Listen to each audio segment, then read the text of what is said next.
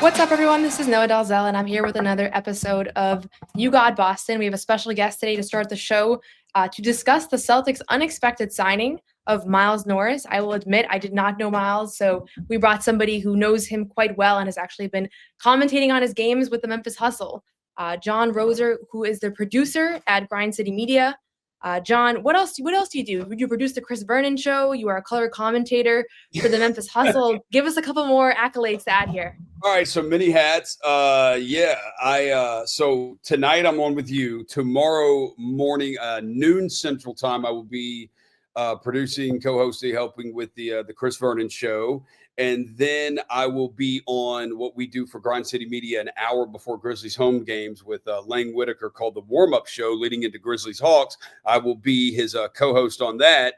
Then after Grizzlies Hawks, I will host Grizzlies Postgame Live on the Grizzlies Radio Network, which is our radio call-in show for home games. I do that. And then Tuesday, I will be down in South Haven for the Memphis Hustle game where we play the South Bay Lakers and Bronny James. I will be doing color commentating for that game. So basically, if there's anything related to the Grizzlies that we have questions on, seems like you're the right person to ask. One of them, yeah. Amazing. That's your answers. So in this episode, we'll talk a little bit about the Celtics win over the Nuggets. We'll talk about Al Horford. We'll do all the big picture things. But earlier today, so the Celtics game ended about an hour later. Celtics announced they had waived their second-round draft pick, Anton Watson, who was literally at the game. He was doing warm-ups with the team, sitting on the bench, actually sitting on the floor because there weren't seats, maybe an ominous sign of things to come. But Anton gets waived, and we all kind of assumed that meant that another player was in the works, that they had kind of somebody else from the G League had caught their eye. And turns out it is Miles Norris, who was playing for the Memphis Hustle, went undrafted in 2023. Fun fact, he was teammates with Peyton Pritchard in his first season at Oregon, so he has a little bit of a connection there with the Ducks. But I don't know a whole lot about him. So, Jon, where would you, for Celtics fans that are just trying to get to know this guy, what stands out about him? What kind of makes him potentially a contributor on an NBA team? So you know how we all probably have. So you follow the Celtics, obviously. Yeah. Than any team. So you know everything about the Celtics. And pretty much. This is like I follow the Grizzlies more than any other team. I'm at every game, I watch every game. So we may have higher opinions of guys who play well against our teams than maybe other teams do. You're talking to the biggest culprit of this. I'm the biggest culprit in that. So right. Who is it? Who is it for you? Who is it? Oh, it was Jaden Springer. Jaden Springer is going to be an all-defensive player. He just signed with the Utah Jazz, but I thought that was just like a disastrous. There's guys on the bench right now that aren't playing that I think are going to be all-stars. I have the worst of it of anybody, but was this guy one of the ones for you? Well, so I'm saying that what probably happened here, and Miles is awesome, and I think Miles is perfect for what the Celtics do and what you see what they bring off their bench and how they operate. Just surrounding the playmakers with shooters, and Miles Norris is an amazing shooter. But the Hustle played the main Celtics twice in the month of February. They played them twice in a 2-week span, and Miles Norris went 9 for 18 from three in those two games. So he is an outstanding three-point shooter, but he was awesome against the main Celtics. And I do think there could be some of, hey, this guy's really awesome at threes. We're always looking for three-point shooting. Let's go ahead and get him on a two-way deal. But no, I think Miles is perfect for the Celtics. He is a shooter. Every now and then, there's a couple calls I remember where he got out there. He does show off his athleticism every now and then, and he's driven the lane, and he will hammer one down. Right-handed dunker. He flies in, right hand, cocks it like that. Done it multiple times. But this is a guy that, they always say there's not enough shooting in the NBA. And Miles Norris will absolutely shoot the cover off the ball, and he shoots it a ton. What my numbers were, that I sent you, I told you he is, I have it written down here somewhere because we're playing. He's hit 2 or more threes in 32 of his 36 games that he's played with the Hustle, 3 or more threes in 25 of the 36 games. This guy takes a lot of threes, and he makes them too. 38.6% so far in his 36 games with the Hustle. So it's a pretty nice percentage. I will say, I don't know if this is true for all NBA teams, but the Celtics have such a track record of picking up guys because they have, or not because, but they just so happen to have had a few really good games against them. Like every time there's one of these signings, you go back and you see that they had 18 points against them in a random game in February. There's a huge track record in this. So that totally, I didn't realize this until you flagged that, but that definitely lines up with their history of signings. Outside of the shooting, there's been a little bit of discrepancies online. I'm reading him as 6'7". Can you confirm or deny that height? People are saying he's way taller than that. Okay. So this is something that I thought too. Because you go to the G League site and it says he's 6'7", 220. He's taller than that. He's absolutely taller than that. I'm not tall, but so 6'7" is super tall to me. I think 6'7" super tall to most people in the world, but I know what 6'7" is. Yeah. No, he's taller than that. I think Miles is 6'9", 6'10".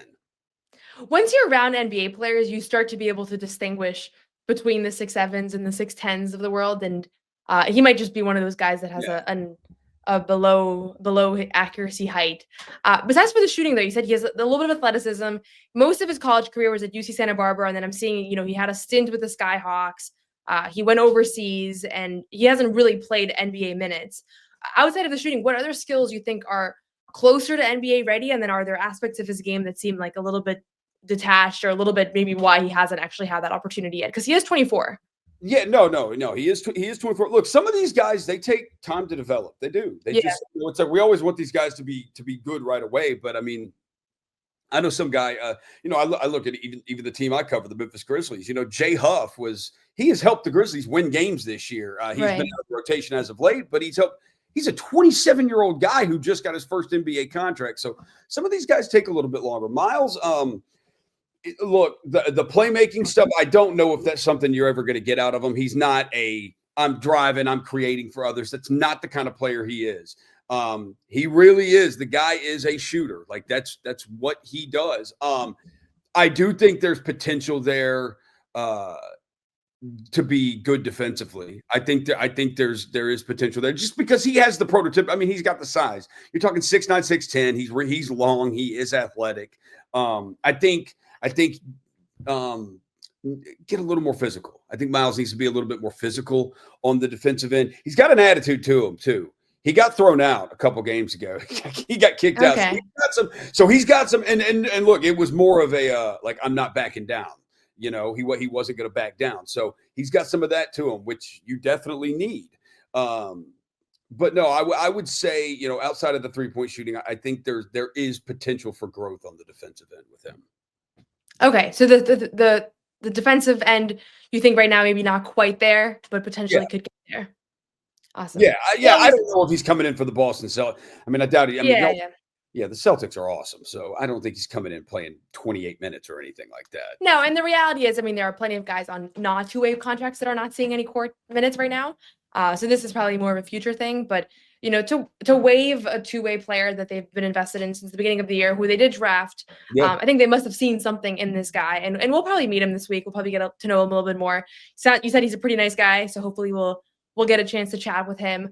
But there must have been something about him. We always use Sam Hauser as the threshold of he's a 3-point shooter, a guy that there was a lot of concerns around him in Maine. Is he going to be able to defend at the NBA level? And obviously he's panned out quite well for the Celtics and was a huge part of their playoff run. So I think anytime we see a wing, we're like, could he be Sam Hauser? And it sounds like this guy, maybe he's a great shooter, but has kind of some of the similar concerns that we had with Sam around playmaking, defense, just the usual things. So we'll see how he pans out. Yeah, but when you play with, Jaylen Brown and Jason Tatum and Derek White and Kristaps Porzingis and all those guys, that's all you need is, hey, man, just go stand in the corner. Is there a particular shot profile that stands out to you? Is he, as far as coming off picks or just straight up or pull-ups? I mean, he catch and shoot. He can pop off screens. He can do all that. He can do everything. Okay, versatile. Now look, I'm also like you. I haven't seen him in an NBA game. I see him in G League. So there obviously is a different level of competition there. But I mean, the Maine Celtics, I will say for the Maine Celtics, they are one of the more physical G League teams that I've seen all year, and they play a different style. The Hustle are just like the Grizzlies. They play super fast. They score a ton of points. And the Maine Celtics, they're one of the slower paced G League teams. And so it's a different style of game when you play them. And Miles was fine in that. He was fine. Like I said, he went 9 of 18 for 3. So it seems like he can play both. He can play a slow game. He can play a fast game. He's able to adapt to it. Awesome. So maybe we'll see him in Maine later this week. We'll see when he joins the team. Thank you so much, Jon, for adding some color to, as you called a lot of his games. So you have a better sense of who this player is and what he might be able to bring to the Celtics, or probably just to the Maine Celtics for now. But appreciate your time. This was a last minute notice. And we'll be back with a little bit more on the actual Boston Celtics shortly. PrizePicks is the best place to get real money sports action. With over 10 million members and billions of dollars in awarded winnings, PrizePicks has made daily fantasy sports accessible to all. You just pick more or less on at least 2 players for a shot to win up to 1,000 times your cash. Run your game all season long on PrizePicks. PrizePicks is the best way to get action on sports in more than 30 states, including California, Texas, Georgia, and Florida. PrizePicks is the best place to get real money sports action. Join over 10 million users and sign up today. Sign up today and get $50 instantly when you play $5. You don't even need to win to receive the $50 bonus. It's guaranteed. PrizePicks also offers weekly promotions that can lead to big payouts like Taco Tuesday. Each Tuesday, PrizePicks discounts select players' projections up to 25% to provide even more value for your lineups.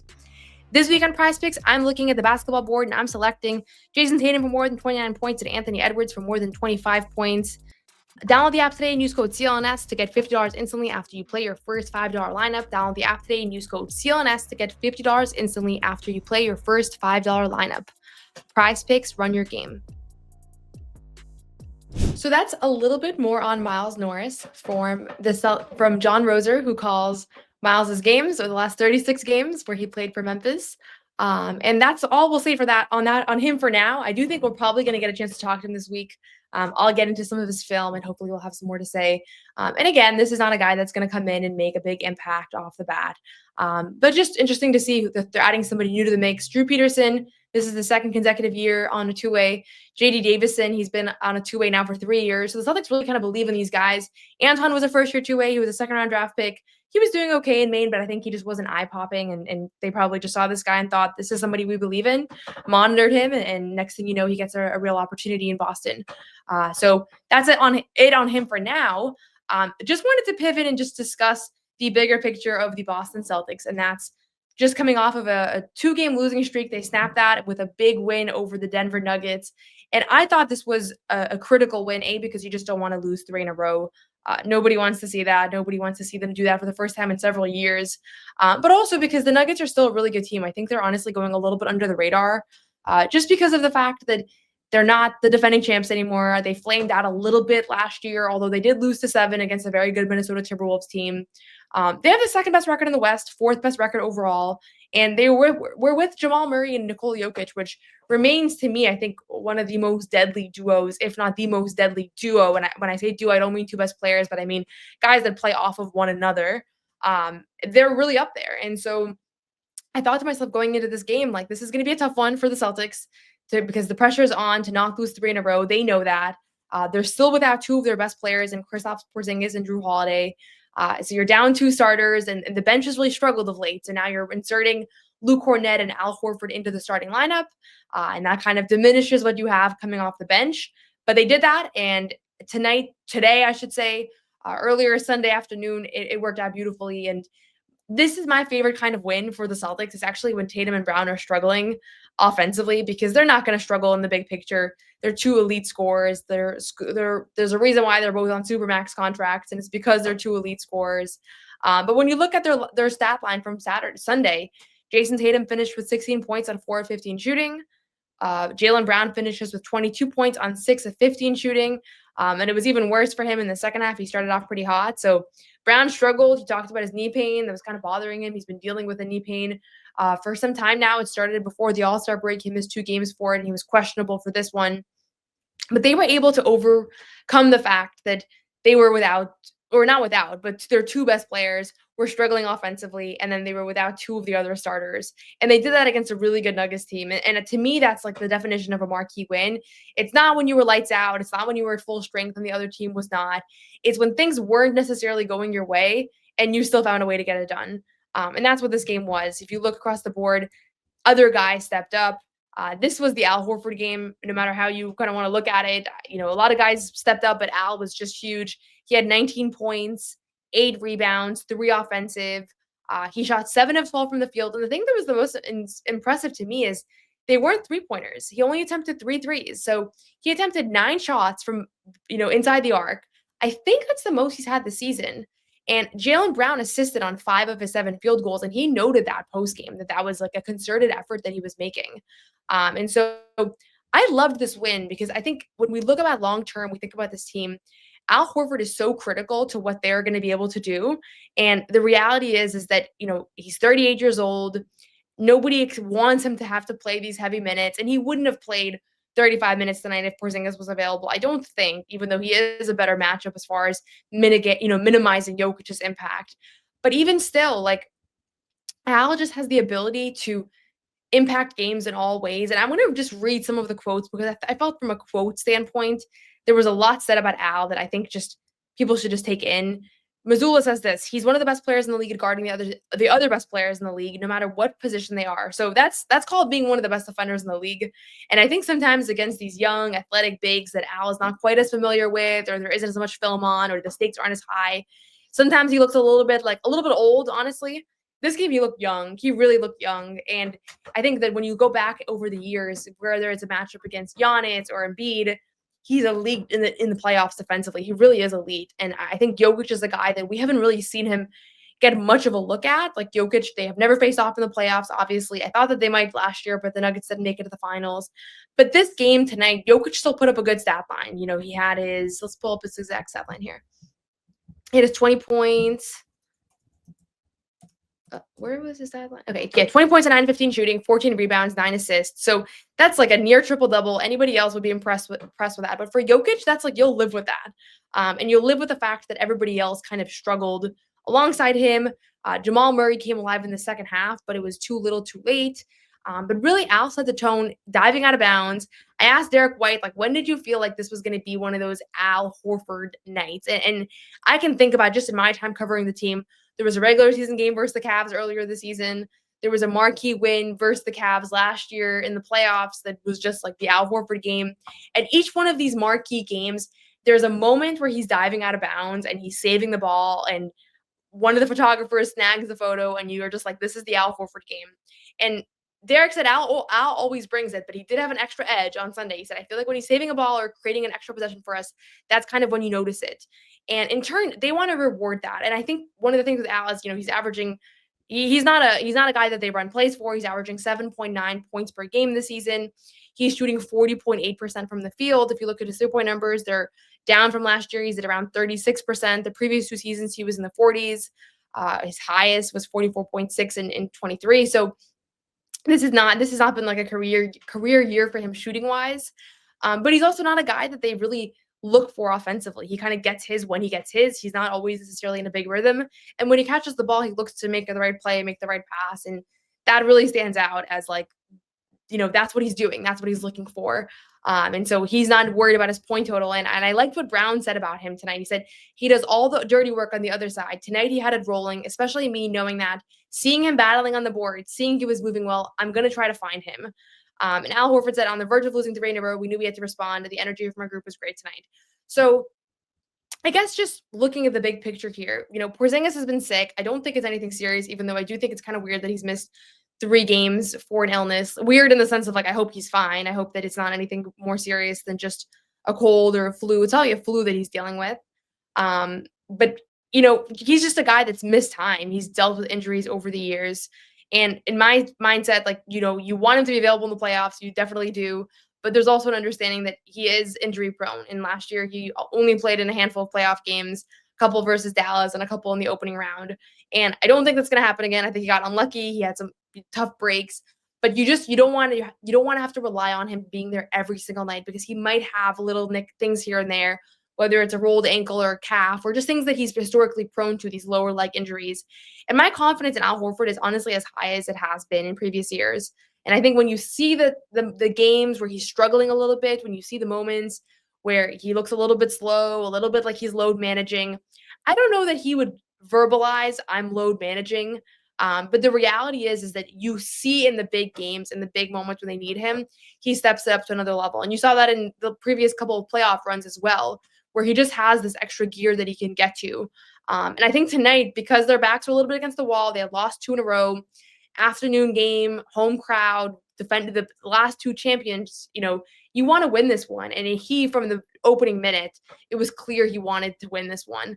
And so it just stands out. And, Jalen was kind of saying, that it does kind of set a tone for everybody. I think that that's just something that everybody acknowledges, whether or not they even say it. You can just see it in their play that he comes out of the gate swinging and everybody else kind of follows that.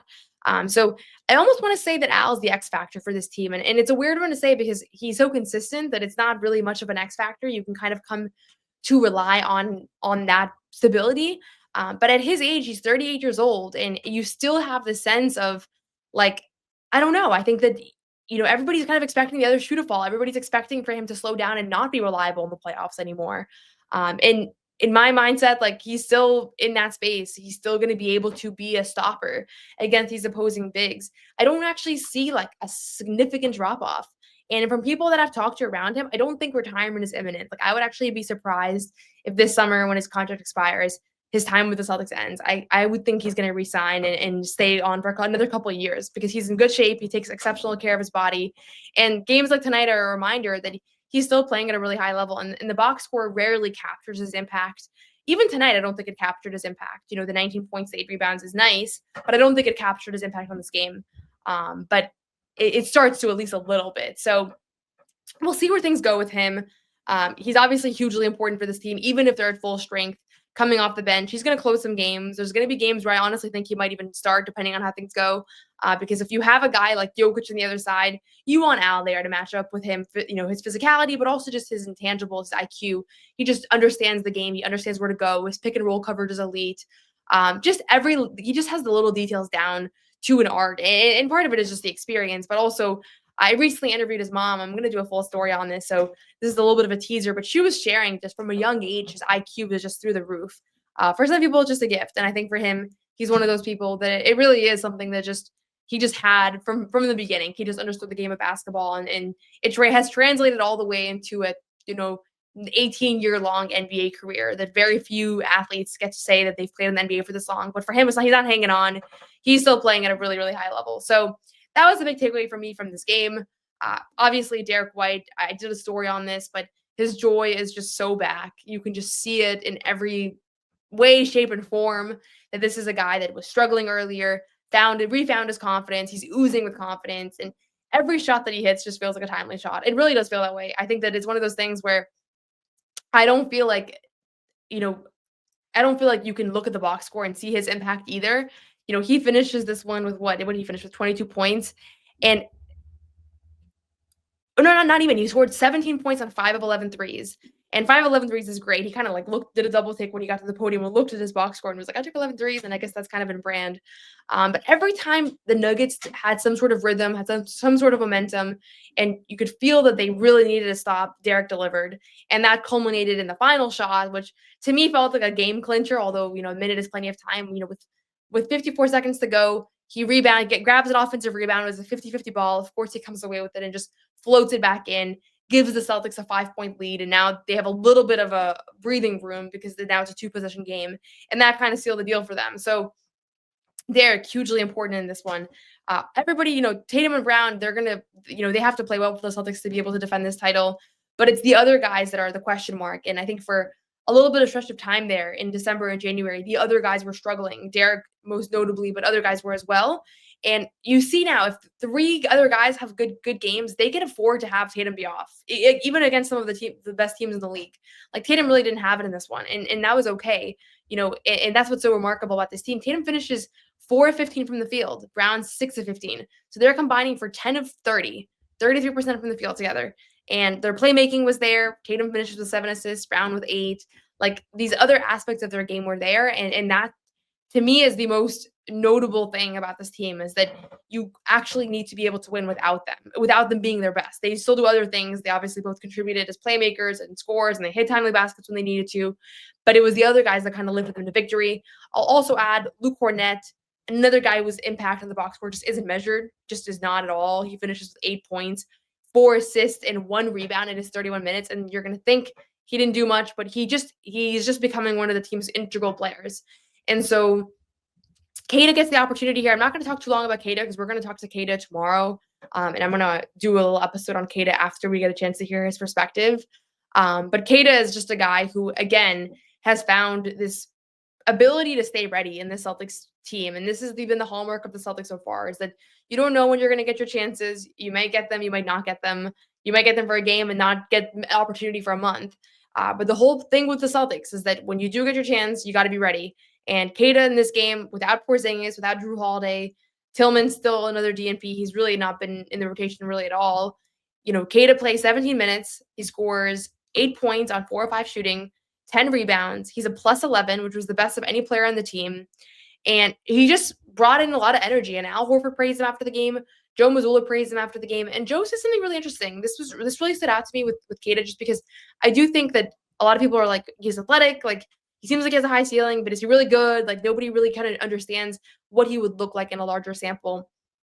This is what Mazzulla said. Mazzulla said if he was on any other team, he'd be a backup big. I'm grateful because he allows us to hold him to an extremely high standard where nothing he ever does is good enough. But he has to do it because it's important for us to win. And Horford said he's sticking to his preparation, his routine. Even if he's not playing, you see him here. Same energy, working, just staying ready for the opportunities. Him being able to defend the perimeter, protect the paint, get rebounds, just staying ready and taking advantage of the opportunity. He was very big for us tonight. So Neemi's a guy I would be very surprised if we saw him in the playoffs. But I think the vision for him is that he's growing still. He's evolving still. On most teams, he'd have a bigger opportunity. But with the Celtics, you have Porzingis, who is an all-star caliber player, Al Horford, who is a starting caliber center, and Luke Kornet, who has played honestly like a starting caliber center and has definitely kind of solidified himself as an elite backup big. So there's just not much of an opportunity here for Neemi. And even so, he's finding a chance. He's finding a way to kind of stay engaged and contribute when he can in spots. And that was the key for him last year. I think that's why his 2-way contract was ultimately converted to a guaranteed deal. And it's ultimately why they re-signed him on a 2-year deal, because he was able to come in and help them win games, even when he wasn't regularly in the rotation. And right now we're seeing that in a bigger way, because this was a game where they really needed him. He played 17 minutes, but you couldn't have really upped Luke and Al's minutes a whole lot more. I mean, Al played 35, Luke played 31. And you needed to go big against his team. You have to match their physicality, and Jokic in particular. You can't risk that. And I think even rebounding wise, like they struggled at points, but ultimately they out rebounded the Nuggets 45-38, and that was hugely important. Even though Jokic obviously gets his 14 rebounds like he always does. So that was big. That stood out to me as well. I just liked the fact that this was a win that was driven by everybody. I think those are the kinds of games you need during the season. And I know a lot of people love seeing Tatum go off. They love seeing Brown go off. And it's fun. It's fun seeing some of the best players in the world play some of their best basketball. But I think in the long term, you need these wins even more, because you're going to get the 40-point games from Tatum and Brown in the playoffs. Like you just are. Those are proven guys. They're in their primes. Even though Jalen's had a little bit of a step back from an efficiency standpoint, like I have full faith that when the time comes, like he's going to be able to step up and deliver just as he did last year throughout the entirety of the playoffs. My only concern really is the fact that he's been dealing with so many injuries, and knee pain is just kind of like a broad term. I don't really know exactly what that means or exactly why he's dealing with that. It was a little bit concerning, but I think overall, like the fact that he was able to play today, the fact that he was able to contribute at a high level, long term, I think he'll be okay. But maybe he gets more and more rest days here in the days between now and in the end of the regular season. The last thing I'm just going to say before we wrap up here is that the Celtics do have their standings in a pretty solid spot right now. They're 7.5 games behind the Cavs. So like they're not catching up to the Cavs. And frankly, it's not even close. So they don't even really have to worry about it, nor do they have to feel too bad about some of these losses, because the Cavs regular season record, they're 50-10 right now. That's like a historic pace. I don't think that they were going to ever get there after a title run, after playing through June, with 3 of their guys going through the Olympics with various injuries. Like you need to have a pretty much perfect season to get there. So the 1 seed to me was pretty much out of reach based on factors out of their control. They just weren't going to have that record. And right now they have a 2.5 game lead on the Knicks. That's the one you want. I think you want to avoid having to see, honestly, it's not at the end of the world, but I think you want to get the number 2 seed. I'm looking here at the standings right now. It's the Cavs 1, Celtics 2, Knicks 3, Bucks 4, Pacers 5, Pistons 6. So right now the Celtics would play a play-in team in the first round, which honestly, like looking at the teams that are in the play-in, it's the Bulls, the Hawks, the Magic, and the Heat. I can't believe the Bulls are still in the play-in. That's ridiculous. They're going to be perennially in the play-in, but you would avoid the Pistons if you can. So I think you want that 2 seed to avoid the Pistons in the first round. That's going to be a physical, tough out. And then secondly, now you have home court in the next round, and I would guess that round's going to be Celtics Knicks. You'll take home court. That's a team that has a good home court advantage. The Madison Square Garden is going to be electric for that series. So I do think they want the number 2 seed. If it gets closer, rest might become a factor of like balancing rest and balancing the number 2 seed, but they're going to pick rest any day now. So they'll just pick it because long term they need those guys to be available. And then last thing I'll say, Drew Holiday spoke to reporters today pregame. He's dealing with this mallet finger thing. He had never heard of it either beforehand. He's in a little bit of a cast now. He said he's just going to try. It's just an injury pain management thing.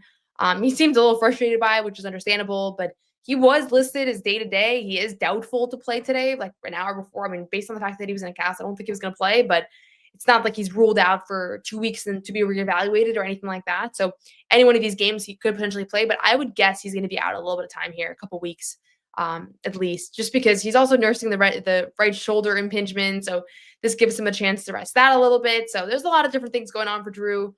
Some of it's a little bit unlucky. Some of it's just wear and tear. I think the finger thing is just a little bit unlucky when those kinds of plays happen and it's something more substantial than just a jam or a finger tweak or something like that. Like this was, it's a break. So it's a little bit more substantial than that.